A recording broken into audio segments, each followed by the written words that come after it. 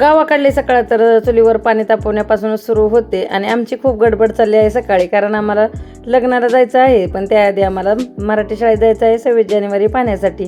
त्यामुळं सकाळीच खूप गडबड चालू आहे आणि सकाळी शाळेतनं मिरवणूक ही आली होती मराठी शाळेची आणि आम्हालाही जायचं आहे. त्यामुळे आम्ही पटपट कामं आवरत होतो आणि आमचीही तयारी करत होतो. तर आमची कलवरीबाई सध्या सुट्टीवर आहे माहेरी आणि तीही आम्हाला 5-5 मिनिटाला भेटायला येत होती, कारण जवळच घर आहे तिचं. आणि त्यानंतर चहा घेतला आणि आता आम्ही आलो होतो मराठी शाळेमध्ये. आणि मी खूप वर्षांनी आता आले होते मराठी शाळेमध्ये झेंडावंदनसाठी, कारण आम्ही दरवेळेस पुण्यालाच असतो आणि लग्नाला आल्यामुळं यावेळेस संधी भेटली होती आणि मुलांनी ते इतके छान परेड केले होते आणि खूपच सुंदर दिसत होती. आणि मराठी शाळेत आता किती बदल झाले आहेत.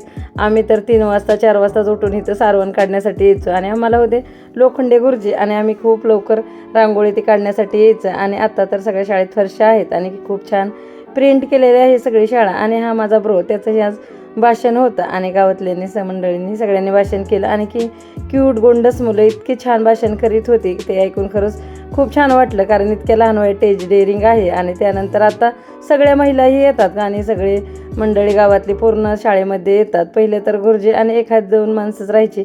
त्यानंतर घरी आलं तर आईने छान असं जेवण बनवून ठेवलं होतं आणि आम्ही सगळ्यांनी एकत्र खाल्लं. असं बाहेर गेल्यावर आईच आपल्याला फक्त जेवण बनवून देऊ शकते आणि आईचं जेवण असतं गावाकडे गेल्यामुळे, त्यामुळे जरा भाकरी जास्तच जाते आणि आम्ही सगळ्या बहिणींनी केलं.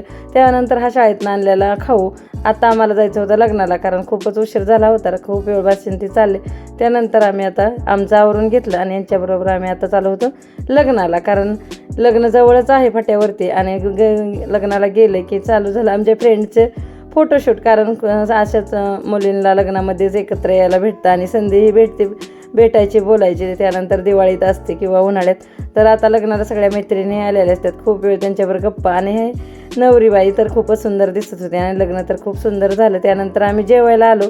जेवणामध्येही खूप पदार्थ होते आणि एकदम टेस्टीही झाले होते.